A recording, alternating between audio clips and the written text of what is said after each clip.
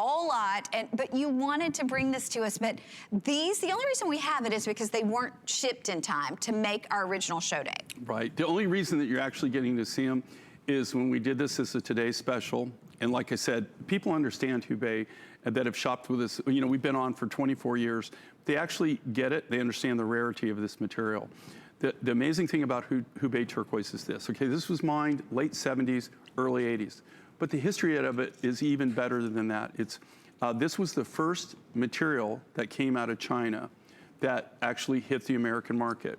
You have to understand, China, you know, people don't realize it wasn't very long ago that China was a closed society, right? You weren't even allowed to go in to China. As a Westerner, you weren't allowed at all. My friends, and most people don't realize this, when China opened up, and there was first the rumor of this turquoise, or that turquoise had been found, you had people that I know that came from Arizona, New Mexico, Nevada, and they were miners, they were stone cutters. They all went to China.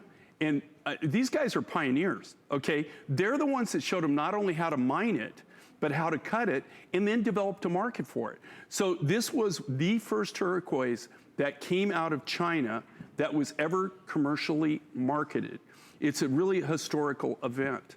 They're building a huge museum in Hubei province that is just to honor this turquoise and the people. And my friend, which if you see the young Chinese person there with it, that's when he was in his early 30s. Okay, he's not in his early 30s anymore. I'm very fortunate that he's one of my partners. Okay, and then with his friend, one of the original Arizona. That was as of 2018. That picture was taken. Okay, that is actually that door that you see right there, which you're not allowed to go into this area. This is guarded by the military. Even now, it's closed. If you go behind that door, that's the mine. There's the mine in there. You can see that door? That door is open, but that door is always closed. When you go in there, you actually go in that door and you go into the mine that's still there. Now, as a Westerner, I wouldn't be allowed there. You're not even allowed there as a Chinese citizen. Now, here's my partner. You can see him now. You can see that's him as today. That's my other partner, Kelly, and Dennis, all the three partners. And then the one on the very far right, he's the nephew of the man, the uncle, that we got this Hubei turquoise from, which he's part of the Chu family. And so he was one of the original miners. This guy had this stashed. He had a private stash, like a secret, he had his own secret room, right, that he had this material in. And because my partner, they were partners, and he's part of the Chu family, he actually showed him this one day. And so just because of that, we were able to obtain the material. I mean, otherwise, this material didn't exist. Nobody even knew any more of the material was even available. Now, that being said, you're seeing the last of the last. The only reason you're even seeing these necklaces now, these were the last, the ones that we had that didn't make it in time. And I think my producer just said they're half spoken for. Is that what you said, Rock? Did you say they're half spoken for? I'm sorry, I did. Okay, half spoken for. So I hope we make it through the time that we have allotted for the presentation. But Jay, the thing I'm noticing here and that I love about Hubei Turquoise is that each one is a work of art. They're all uniquely different. You'll never get it. I have to tell you, this is one of these turquoises that when you collect it, okay, when anybody who is knowledgeable at all about turquoise, when they look at your collection, they're gonna, oh my gosh, you have Hubei. Okay, it is the only turquoise that looks like this. There is no other turquoise in the world that looks like this. Now, here's the funny thing about this material, and this is what made it so popular. You saw before on the bump shot where we had all the different roughs. Did you see all the different colors of turquoise? Okay, with the Hubei, it mimics about 10 American mines. So there is material in the Hubei, and this is what made Hubei so valuable and why the Americans went after it. It has like number 8, Old Landers, all these really famous mines that were American mines. The Hubei has characteristics of all those 10 different mines. So there's certain nuggets, certain material that mimics a different mine in America. So there was a lot of this material, if you sorted it out, you would go, oh, that's old Landers, or that's old number 8. There was, there are so many, that's Turquoise Mountain. There were so many different things, that's spider web, that you see, that you would think that these were actually American mines, but they weren't American mines. It came from this one deposit. This material, though, in the late, well, they mined it late 70s is when they hit the most of it. In the 80s, they were still mining it in the early 80s, but then they didn't have the mining technology back there that they have currently. And so there was a lot of bad mining practices that they did. They started having a lot of cave-ins. The government said, this is getting too dangerous. They came in and closed the whole thing down. Wow. And to this day, you can't go to it. Wow. So I thought it was really interesting, and Simon was good enough. Simon, Dennis, and Kelly went to the mine. They got pictures for me, which as a Westerner, there's no way I could even brought a camera in there, right? Yeah. And you can actually see, though, but Westerners are the ones that started the mine back in the day.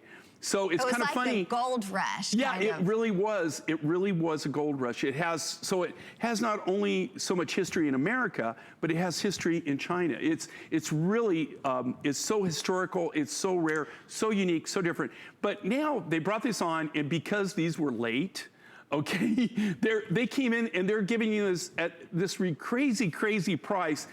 Not only will you not see the material ever again, there is no way, even I could have never sold this for this price. I never could have done that. Well, and so you're getting about it, Jay, just a ridiculous value. Our earrings are $99, and there's like 4 beads here. But so, that's each, actually, that's fair. That's really a great price. But I'm just saying so the necklace is ridiculous. It speaks to the value of that necklace. And let's talk too. I mean, these are beads. These aren't, organic shapes. But these look are at the beads. size of these. I know they're okay, huge. Look at, the comparison. Look at Connie's finger and then the comparison to the side. The beads are actually bigger than the width of Connie's fingers. Okay, they're telling us we're into the final few hundred. This will indeed sell out. We're gonna run out to our phone lines, and we're gonna say, hi, you're live on the air with Connie and Jay. Who are we speaking with? Joyce. Hi, Joyce. And Hi. Did you get our Hubei necklace? Yes, I did. Okay, tell us what made you decide. Just that it's beautiful. It's beautiful. All of Jay's stuff is wonderful. Well, thank you. In the Hubei, what I love, it's a classic. I mean, this is a classic. And the main thing is that you just aren't going to get it. Just to be able to run into this rough, we never even knew that it existed, that this much existed. So that was kind of a one-shot miracle. Yeah, I feel very fortunate enough to speak to you because I've been with you for years. Well, thank you. I got so many things from you, and I've always been satisfied with everything. Oh, Joyce, we are delighted to hear that, and thank you so much for saying hello to us today. Thanks for calling in. Thank you, Joyce. Bye-bye. Bye-bye.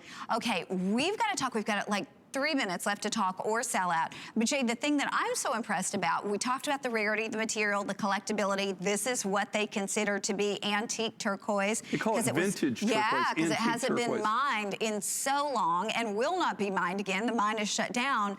But then talk to us too. I mean, I know that Jay, to do these beads, because you don't like to do the beads in anything because of the wasteful nature of them, but you did it in your tiny reserve of Hubei. Well, we found this Hubei, like I said, if it wasn't for the fact that I'm partners with one of the original partners who is actually part of the Chu family who owns the Hubei deposits, right? The whole Chu family is the one that actually owns this. It was a series of events that came together that this literally was a miracle. Nobody has this kind of weight in Hubei. That nobody even knew that this, which is one of his uncles, even had this material. And he was one of the original partners, and this was his own private stash. And the only reason that they found it is Simon, actually, he told him, here, check out what I have, right? And the nephew is the one that kind of put the deal together, but he would have gone to his grave never telling anybody about this. But Wow. Simon was up there and they just got to talking about it. And when he saw it, he just went, you got to be kidding me. I mean, you know, and so it took us a long time to actually put it together and be able to get the material. But I'm just telling you, if you're a collector and you want something unique, you want something different, and you want something you're just not going to see down the road, this is something you really need to consider. And just like Connie, I hate cutting round beads. Connie knows this. It's my personal I thing. love round beads. She loves round beads, and she thinks that they should be cheap. You know what? If you're on board, you've got Congratulations. this. Congratulations.